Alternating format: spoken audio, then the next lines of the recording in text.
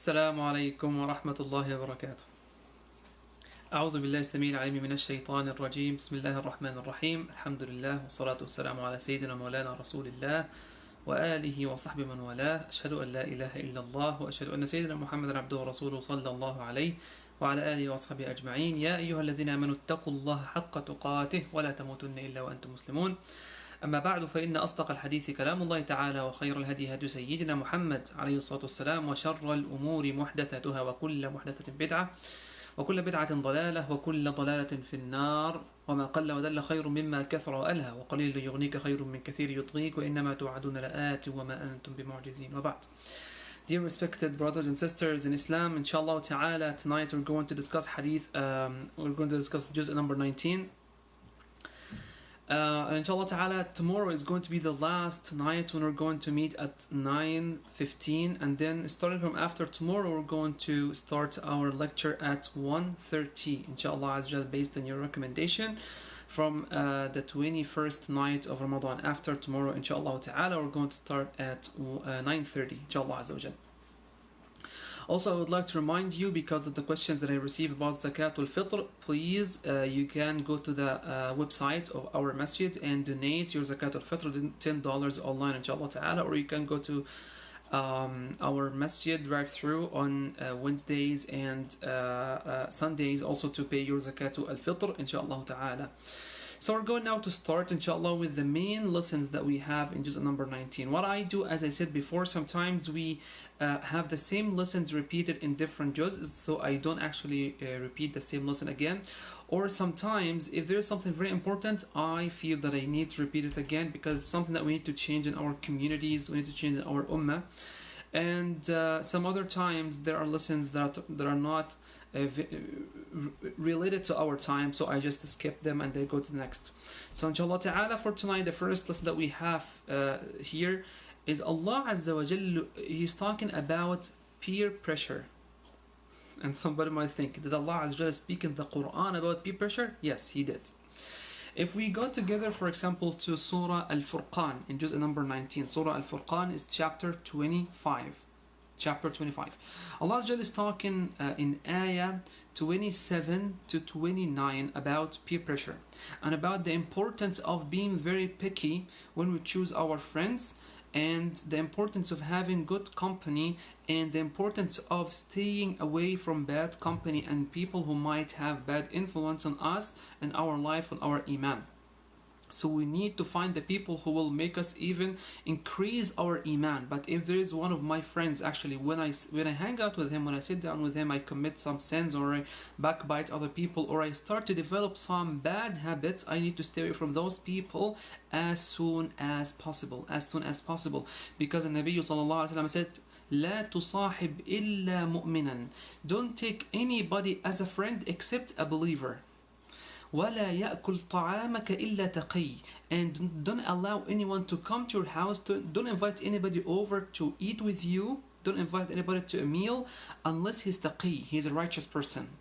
So Allah Azza wa Jalla here in Surah Al-Furqan 25 verse 27 to 29, he's talking about this. He's talking about those people who will come in the day of Qiyamah when they had bad company in dunya and they did not stay away from bad people, and they used to socialize with bad people and bad friends and bad company. قال الله وَيَوْمَ يَعَضُّ الظَّالِمُ عَلَى يَدَيْهِ وَيَوْمَ يَعَضُّ الظَّالِمُ عَلَى يَدَيْهِ. The wrongdoers in the day of Qiyamah, they will be biting their nails. They will be biting their nails, and you can imagine that scene that Allah Azza wa Jalla is describing that's going to happen in the day of Qiyamah. Some people from the wrongdoers in this dunya will be biting their nails. And why is this, Ya Rabb al-Alameen? قال Allah يقول, he will say in regret, يا ليتني اتخذت مع الرسول سبيلا. I wish I had followed the way along with the messenger sallallahu alaihi wasallam. He will say, I hope I followed the guidance of Allah Azza wa Jalla. You know, the reason for this is what? There was a man by the name of Uqba ibn Mu'ayt. His name is Uqba ibn Mu'ayt. And that person, initially, he actually became a Muslim. He converted to Islam. You know, we have some converts now. And that's why we always say we need to take care of our converts. We need to take care of them. We need to have a converts committee. We need to provide for them if they need some help. We need to like support them intellectually, mentally, socially, and make them feel they are a part of our family, right? That person whose name is Uqba ibn Abi Mu'ayt, when he became a Muslim at the beginning, he had a lot of pressure from his community. You know, his people stayed away from him, and one of his closest friends by the name of Ubay ibn Khalaf, he was his close friend. He gave him a lot of hard time because he converted to Islam. Why did you leave your religion and you became a Muslim? And because of that peer pressure, Uqba ibn Mu'ayt left Islam again. And that's what happens. Have you ever seen somebody who was a Muslim and they left Islam? Yes, absolutely. I have seen them, and you have seen some people, or at least you have heard of some people who became Muslims and then they left Islam because of peer pressure. The family, there's pressure from the family, from work, from their closest friends. That's exactly what happened to Uqba ibn Mu'ayt, and Allah is talking about those people. If there's someone when you become a Muslim, or someone when you become more religious, or your schedule starts to change because you have to revolve around your prayer times and your other obligations in Islam, and your behavior became even different. You don't say bad words, you don't do some certain things that the friends do with each other when they cannot do this in front of their families, but they do it with each other, the peers or the friends. Those bad people, need to immediately stay away from them. Allah just said in the Qiyamah, they will say Ya laytani, they will say Ya laytani lam attakhidh fulanan khalila. Woe to me, I wish I had never taken so and so as a close friend. I wish I had never taken so and so as a close friend on the day of Qiyamah. But of course, this remorse or this regret is not going to benefit them because it's the day of Qiyamah. Khalas. Everybody now here is responsible for himself. Nobody can defend anybody else. And then he says, لَقَدْ أَضَلَّنِي عَنِ الذِّكْرِ بَعْدَ إِذْ جَاءَنِي. That person, that close friend, actually he has misguided me away from Islam. He taken me away from al-dhikr, from the reminders, from the Quran and Sunnah and the righteous people. بَعْدَ إِذْ جَاءَنِي. After I have received that guidance, after I have become religious, after I have started to go to the masajid, after I have started to memorize Quran, after I have become a Muslim. لَقَدْ أَضَلَّنِي عَنِ الذِّكْرِ بَعْدَ إِذْ جَاءَنِي وَكَانَ الشَّيْطَانُ لِلْإِنسَانِ خَذُولًا. So the first lesson we have in juz number 19 is in Surah Al-Furqan, to stay away immediately and as soon as possible from bad company, and to try to have friendship with people who are righteous. And look, try always to pick the friends who are better than you in their religion and in their life as well. People who are financially more successful than you, people who are intellectually more educated than you, people who are spiritually more advanced than you in religion. So those people will have a positive impact on you. But don't try to pick some friends who are lower than you in religion or in any other life aspect, because those people are going to pull you down. Be careful. Allah subhanahu wa ta'ala is talking about this concept in Surah Al-Furqan. The second lesson that we have is, if you go to the universal book, the creation of Allah Azza wa Jal, the universal book, and you reflect, that will lead you to Tawheed. It will lead you to believe in the monotheism and to strengthen your Iman even more and more. Allah Azza wa Jal talked in Surah Al-Furqan from verse 45 to 60 in 15 ayat. From verse 45 to verse 60. We're going to go through some of these ayat. For example, the first thing Allah Azza wa Jal talked about is controlling the sun and the darkness to maintain balance in the earth's ecosystem and to save life on the planet. Subhanahu wa ta'ala. So in this ayah, Allah Azza wa Jal, ayah number 25, 45 and 46 in Surah Al-Furqan, Allah is teaching Muslims to care for the environment. So when you see people care, my wife all the time is pushing me to care for the environment. Before I got married, I didn't even pay attention to the idea of recycling, for example. I didn't even pay attention to this. Now we recycle all the time. We do recycling all the time. That is something that my wife taught me. We don't have this in our masajid. Our masajid, we should actually start this initiative by having some recycling projects at the masjid. We have these baskets for garbage and these baskets for recycling. Do we have anything like this in the Quran? Of course. Quran teaches us to care for the environment. In ayah number 45 and 46, Allah Azza wa Jal is trying to maintain the balance of the earth's ecosystem and to save the life of the humans and the other creations on earth by controlling the movement of the sun and bringing darkness at night, subhanahu wa ta'ala. And we know the Nabi said, when the day of Qiyamah comes and you have a plant in your hand that you can plant right now, just do it, even if you see the day of Qiyamah approaching you, or if you are on the day of Qiyamah. So if you think out about it, if the day of Qiyamah is here, we're going now to be resurrected, Allah is going to question us. Some people are going to go to Jannah, some people are going to go to hellfire. Why do I have to plant anything? Is there anybody coming after me to benefit from it? Allah Azza wa Jal is saying you don't even have to think about the results. You don't have to think about who is going to benefit from your advice, from your plans, from your da'wah, from your community service. You only have to care about what you're doing. Do your job, do your part, and Allah Azza wa Jal is going to take care of the rest. The next point that we have also when we look in the universal book to strengthen our iman, Allah Azza wa Jal is saying He has made the night as libas for us. What is libas? Libas is this cloth. It's libas. You know, it's a new style. It's actually I think it's a Sudani style. Some brother from Nigeria actually gave it to me. He gave it to me. So this libas is called what? It's called, this cloth is called libas. This hat is called the libas. The suit is libas. So libas is something that you cover your body with.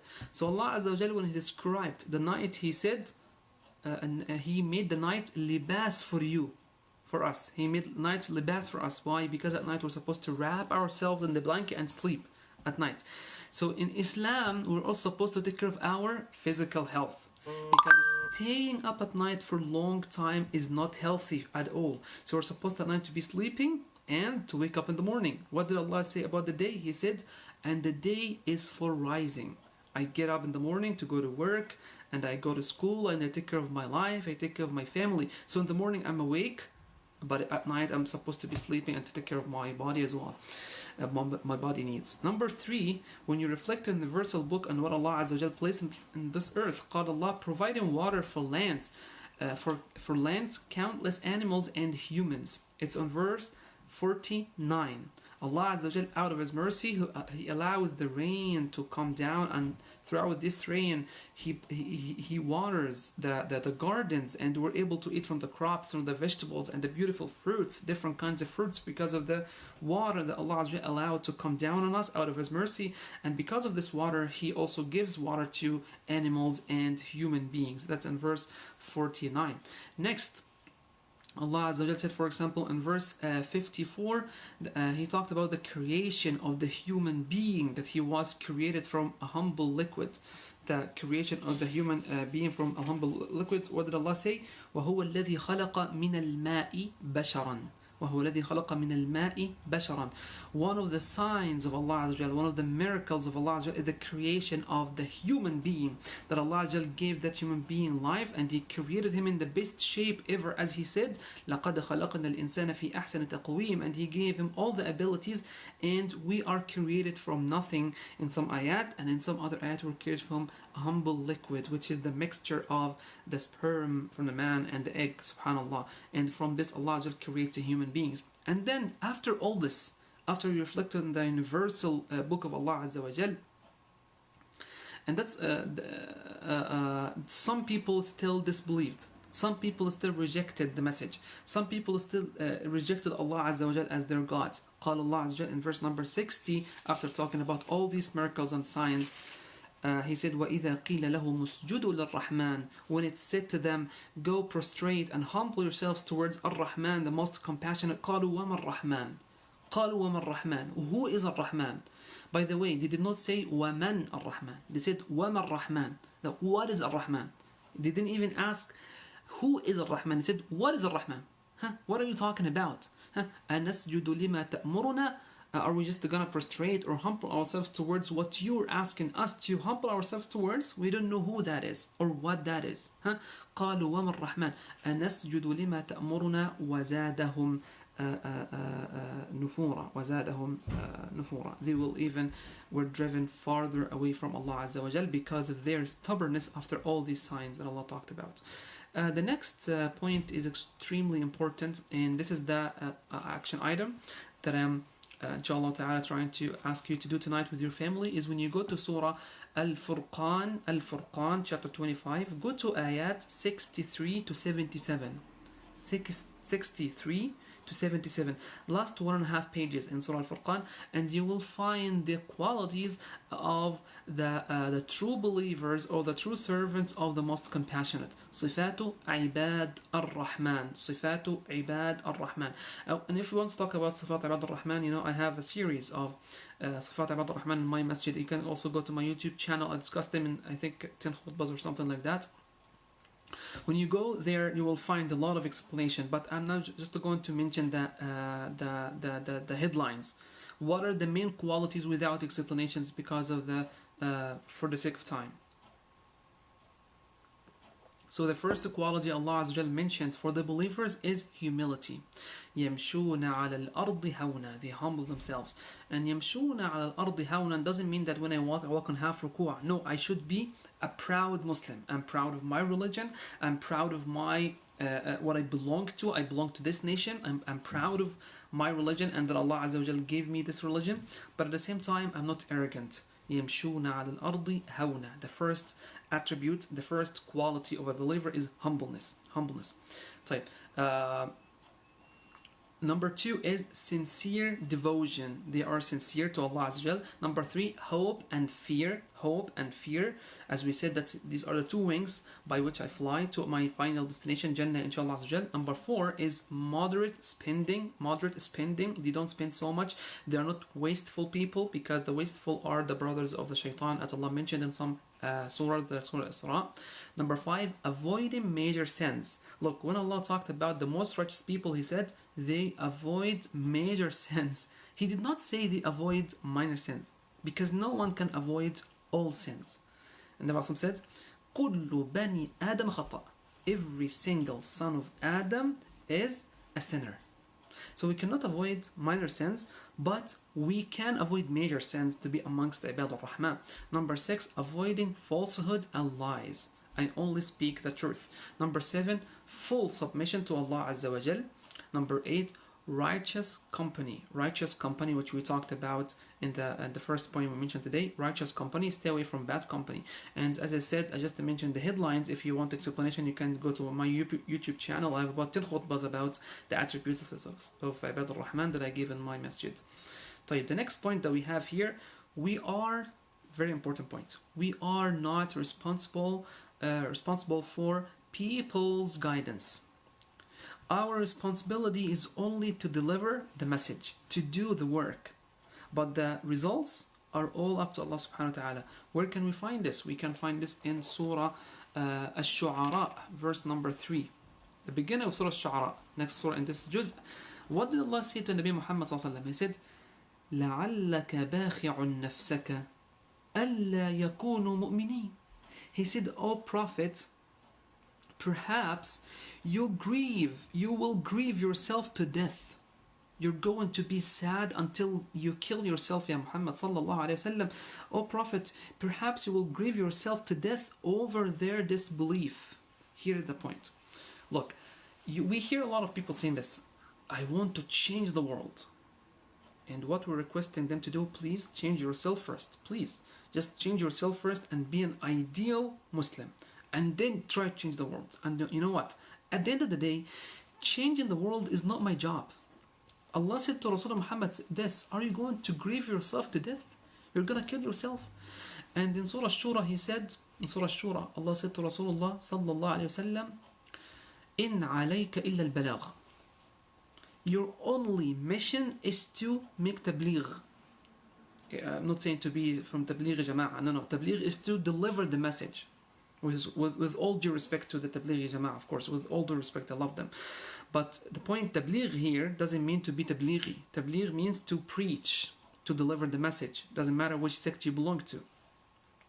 إِنْ عَلَيْكَ إِلَّا الْبَلَاغِ. Allah said that to Rasulullah Muhammad sallallahu alayhi wa sallam. إِنَّ عَلَيْكَ إِلَّا الْبَلَاغِ. Your only mission is to deliver the message. And here, don't kill yourself if they don't believe. So, what I can learn from this is I have to do the community service, I have to do my job, I do the volunteering work, I educate myself and educate people, and I do what I'm supposed to do. I do what I'm supposed to do. I do my work, da'wah. The results are not up to me.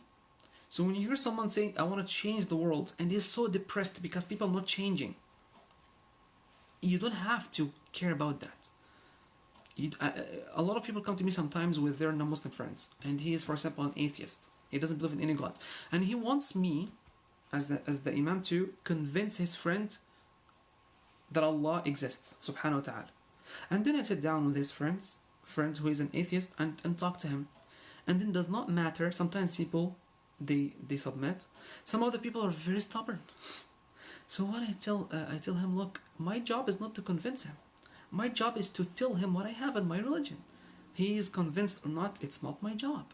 Same thing when I give a halaqah or a khutbah, my job is not to convince everyone of what I'm saying is the truth. Because I believe that's the truth, because it's only Quran and Sunnah, right? If someone else is gonna change or implement this in his life, alhamdulillah. If not, alhamdulillah. You know? That's very important, because sometimes we see a lot of du'as very grumpy because people are doing bad stuff. Like, it's not your job to change people. طيب. And we can find this, as I said, in Surah Shu'ara, verse number 3. Next point, we have a lot of lessons from the beautiful dua of Sayyidina Ibrahim alayhi salam. Please, you have to stay until I finish this dua, and to the next points as well. But this point is one of the most powerful points in this juz. The way that Sayyidina Ibrahim alayhi salam was making dua to Allah, and what exactly he said is mind-blowing, is amazing. Look what he said. It will change a lot of our ideas about worshipping Allah. He said in verse 83 to 89, what did he say? رَبِّ هَبِ لِي حُكْمًا. Hukma is two things, authority and wisdom. So Sayyidina Ibrahim, the father of the prophets, Abu al-Anbiya, is asking Allah Azza wa Jal to grant him authority. So if I ask Allah Azza wa Jal to grant me authority, does it mean it's showing off? I'm not sincere because I want to have authority? No, maybe I know that I am qualified, somebody knows he's qualified, and he can serve the community and make it improve. So you want Allah to grant you authority and wisdom. Sayyidina Ibrahim said that. And then he said, وَأَلْحِقُنِي بِالصَّالِحِينَ, and join me with the righteous. And then the next dua is even more beautiful. He said, وَجَعَلْ لِي لِسَانَ صِدْقٍ فِي الْآخِرِينَ, meaning, Ya Rab, after I die, I want people to speak about me in a positive way. I want people to praise me. Ya Rab, I love for people to praise me after I die. Look at the ayah. وَجَعَلْ لِي لِسَانَ صِدْقٍ فِي الْآخِرِينَ, and bless me with honorable mention among latter generations. So I want the people in the next generations to keep talking about me in a positive way. Who is saying this? Abu al-Anbiya, the father of the Prophet, Sayyidina Ibrahim. So it's not showing off. If you want, for example, for people to praise you for your work, you're doing a lot of work for the community, volunteer work here and there, and you're happy when people praise you. Is it evil? It doesn't mean I have no sincerity? Of course not. Sayyidina Ibrahim used to ask Allah for this. And then he said, وَجَعَلْنِي مِنْ وَرَثَةِ جَنَّةِ النَّعِيمِ, and make me amongst those who inherit Jannat al-Na'im, Jannah, paradise. And then he said, وَاغْفِرْ لِأَبِي, and forgive my father, إِنَّهُ كَانَ مِنَ الضَّالِّينَ, he was amongst the misguided. We ask Allah to forgive all our parents who passed away, and to have mercy on them. Allahumma ameen ya Rabbil Alameen. And to bless the ones who are still alive. Allahumma ameen. وَلَا تُخْزِنِي يَوْمَ يَبْعَثُونَ, and Ya Rab, يَوْمَ يَبْعَثُونَ, Ya Rabbi, do not disgrace me on the day of resurrection. يَوْمَ لَا يَنْفَعُ مَالٌ وَلَا بَنُونَ, on the day neither wealth nor children will benefit anyone. Everybody is responsible for himself. But there's one thing that's going to save us on the day of Qiyamah. It's not our children, it's not our family, it's not our wealth, it's not our possessions. It's not that. It's one thing. What is that? Ayah 89. إِلَّا مَنْ أَتَى اللَّهَ بِقَلْبٍ سَلِيمٍ, indeed, except when I go meet Allah with a sound, clean, pure heart. Heart that is pure of jealousy, heart that is pure of hypocrisy, heart that is pure of hate towards righteous people, heart that has sincerity towards Allah Azza wa Jal. Next point. If you go to Prophet Nuh alayhi salatu wasalam, we can take another beautiful lesson from his life. Look, Sayyidina Nuh alayhi salam was insulted and he was threatened. They threatened him, they're gonna kill him, and that didn't stop him from da'wah. Look, nowadays we see some people who do community service and they get fed up very fast, because I know the pressure. There's a lot of pressure from communities, from communities in general. Once you are in a position to do some community service, expect a lot of criticism and hate and unjustified jealousy. Again, I'm gonna say it again. Once you're in a position, whether you're going to be volunteering, donating, preaching, educating, huh? You're in a position to do any kind of community service, expect a lot of hate, unjustified hate, jealousy, and the criticism and backbiting that you don't know why is this happening and where this coming from. Huh? But the main point is, don't give up. Don't give up. Because Allah Azza wa Jal told us, Sayyidina Nuh alayhi salam, people told him, قالوا أنؤمن لك واتبعك الأرذلون. His people, you know what they said to him? They said to Prophet Nuh alayhi salam, do you want us to follow you and you are followed by the lowest of the low amongst us? Look at your followers. Look at them. The lowest of the low are following you. And he did not feel offended. He did not stop da'wah. He actually did da'wah for 950 years. And then they also threatened him and said, لَإِن لَمْ تَنْتَهِ يَا نُوحْ لَتَكُونَنَّ مِنَ الْمَرْجُومِينَ. If you don't stop giving us da'wah, Ya Nuh, O Nuh, we will surely stone you to death. You will surely be stoned to death. Alayhi salatu wasalam. And he never stopped. So that's a lesson for us. What about us? Nothing happened to us like this. Nobody threatened us that he's gonna kill us. It just people are not happy sometimes. So next point. Yeah, so next point is we're going to okay, I think I have discussed these 2 points before, so I'm gonna go to next point. Agreeing with the evil is an evil itself. Look, in the story of Prophet Lut alayhi wa ala nabiyina salatu wassalam, and we know the destruction of his people, and we know the indecency that people used to do and used to commit a major sin in Islam.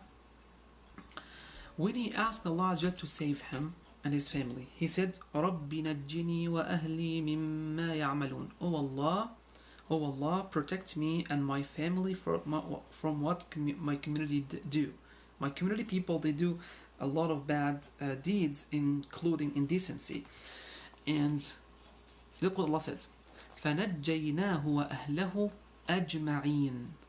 He said, so we saved him and all his family members except إِلَّا عَجُوزًا فِي الْغَابِرِينَ, except an old woman who was one of the doomed.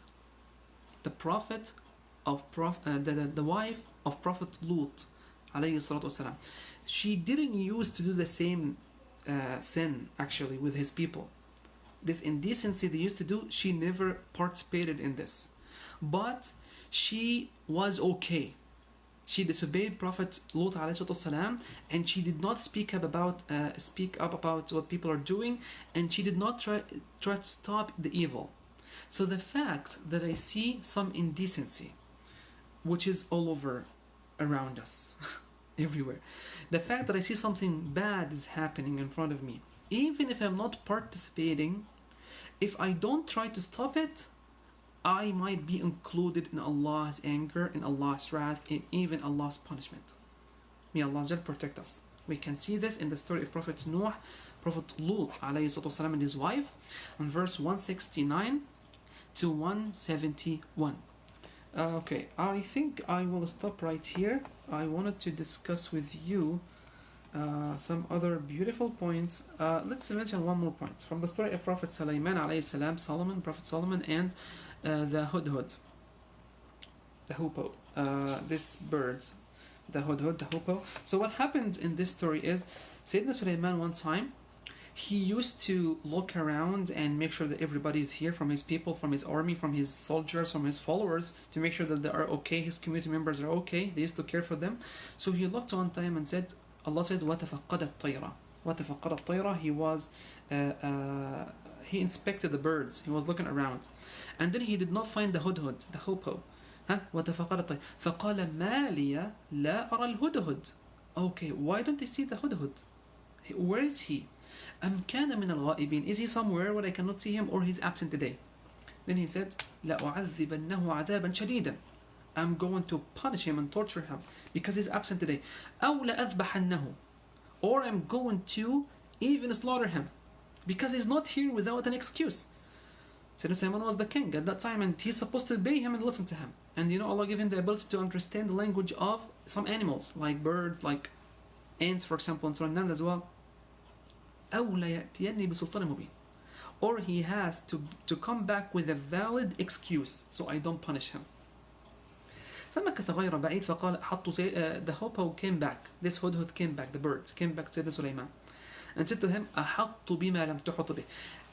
Just if you go through the discussion of the hudhud with Sayyidina Sulaiman, we will learn a lot. Just the discussion. Look how he talked to Sayyidina Sulaiman. He said أحط بما لم تحط به. You know what? I have some knowledge that you don't know, Ya Sulaiman. He's talking to his king, to his owner, and he's telling him, you know what?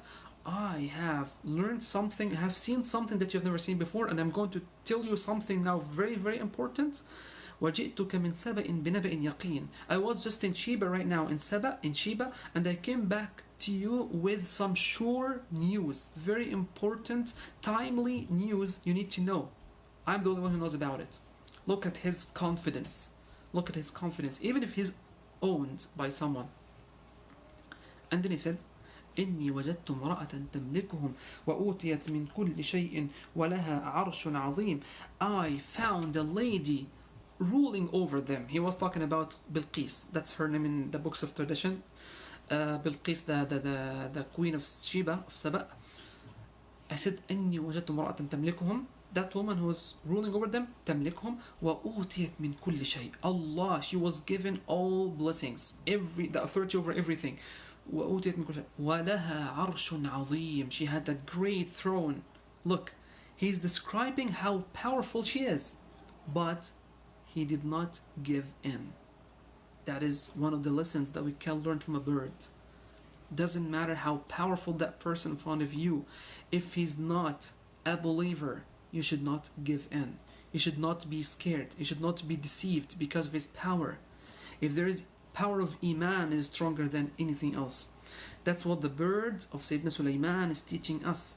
And then he said, وَجَدْتُهَا وَقَوْمَهَا يَسْجُدُونَ لِلشَّمْسِ مِن دُونِ اللَّهِ. Regardless of their power, her and her people were prostrated towards the sun. They were prostrated to the sun instead of Allah Azza wa Jal. وَزَيَّنَ لَهُمُ الشَّيْطَانُ أَعْمَالَهُم. And then he started to criticize them. The shaitan made their evil actions appeal into them.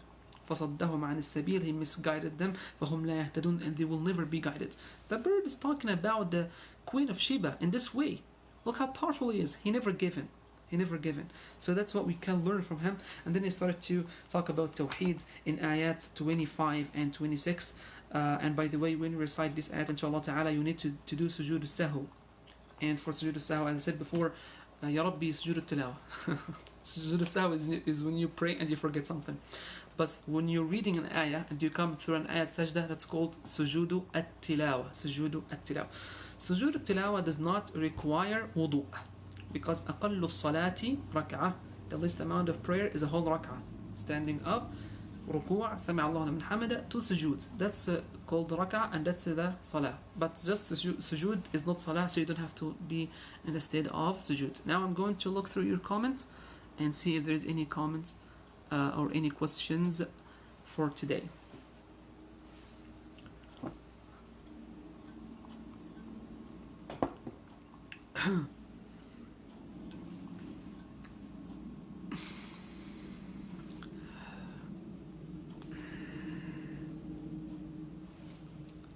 Okay, the question here.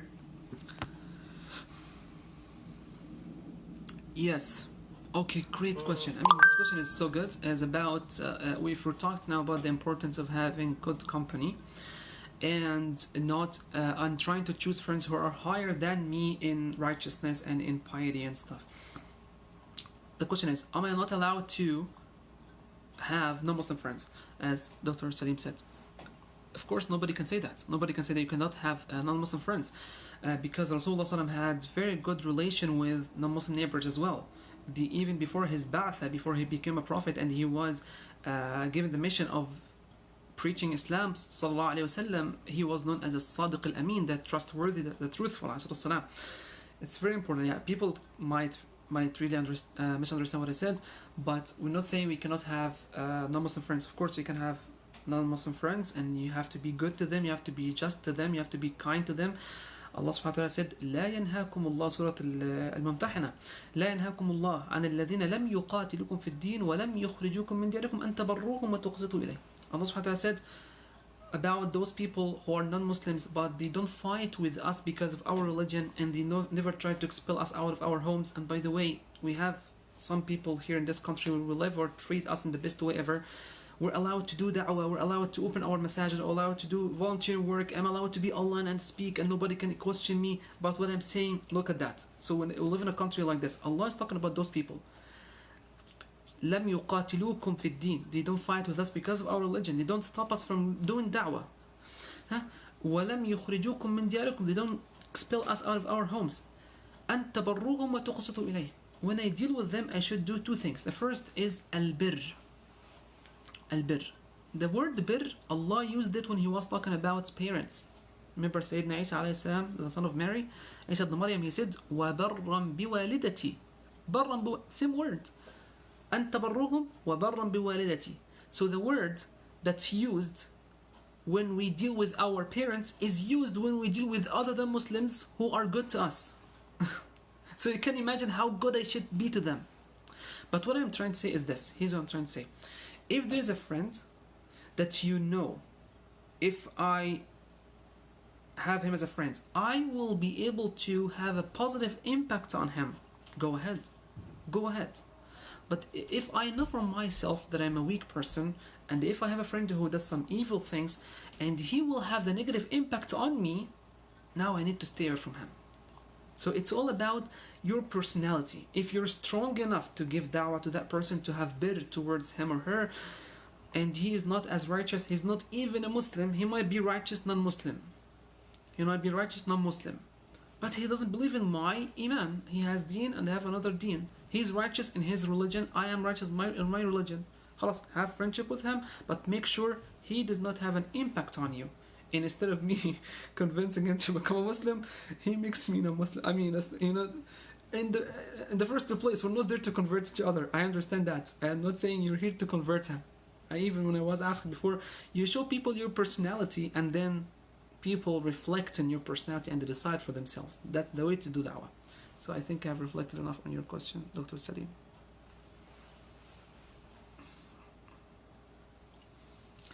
Brother Muhammad Khalid, if a Muslim person addicted to drugs, and we have to help him, and even he will use the money to buy the drugs, what is the ruling?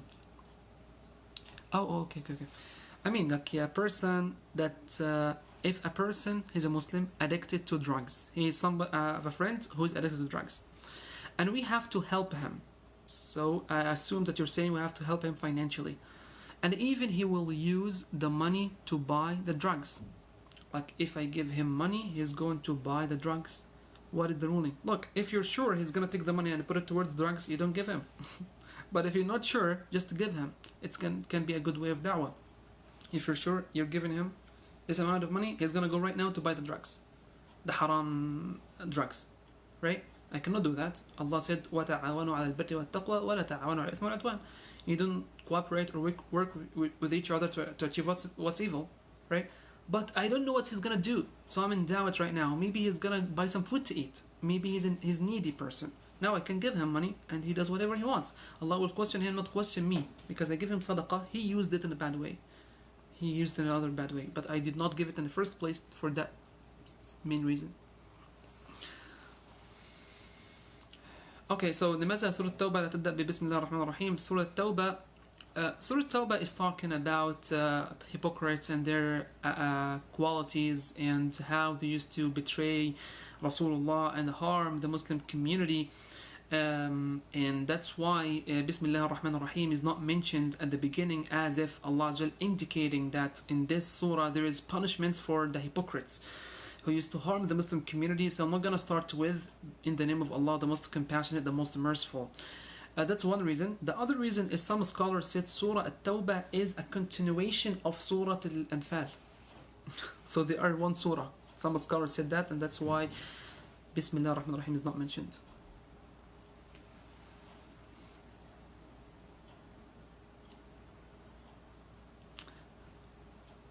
Main point is to be parents in the actions and get-togethers together of wrongdoing. Rest to be. Oh yeah, great. Yeah, Sister Na'mana, yeah, exactly. That's what I'm saying. Exactly, that's what I said. I mean, yeah, I agree with you. Sister Na'mana is saying you can get together with other people and also sharing food. The Prophet said, "Afshu salam," spread peace. وَأَطْعِمُوا الطَّعَامِ, and share food with other people. وَصِلُوا الْأَرْحَامِ, and keep the ties of your relatives, relations with your relatives. وَصَلُّوا بِاللَّيْلِ وَالنَّاسُ نِيَامِ, and pray at night while people are asleep. تَدْخُلُوا الْجَنَّةَ بِسَلَامٍ, you will enter Jannah in peace.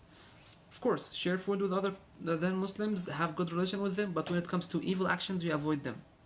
Yes, that's exactly what everybody here, every one of you can add something actually that can be also valid, and we add it to our talk, because it's not our topic for tonight. When I speak very briefly about something, I might miss some parts because it's not the topic of tonight, but you can also add some very good comments that can be proven throughout the talk, of course, like what Sister Na'mana is saying.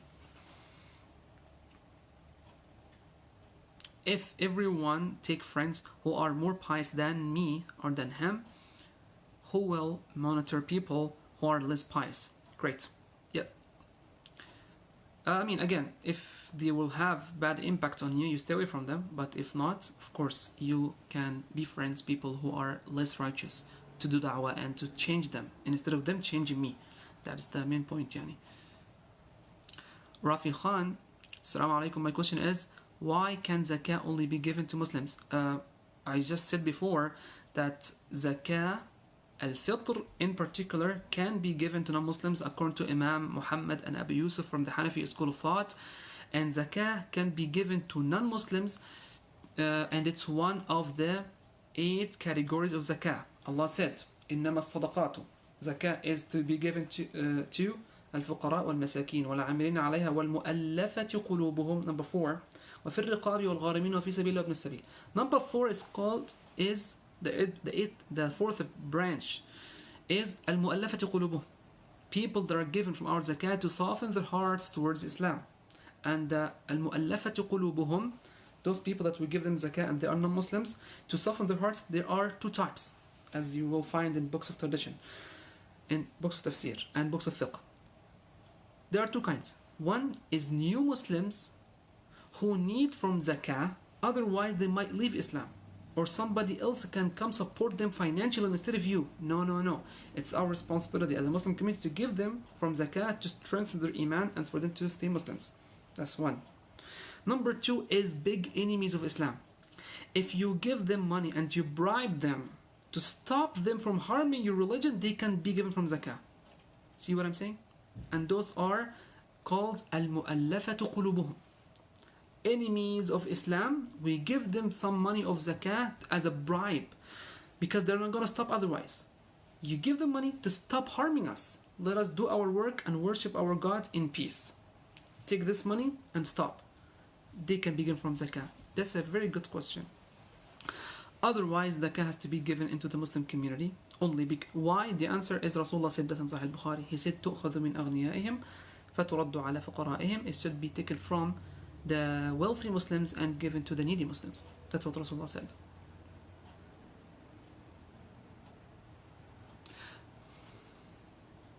Okay, I will stop here inshallah ta'ala and we'll continue tomorrow. جزاكم الله خيرا. سبحانك اللهم وبحمدك أشهد أن لا إله إلا أنت أستغفرك وأتوب إليك. السلام عليكم ورحمة الله وبركاته.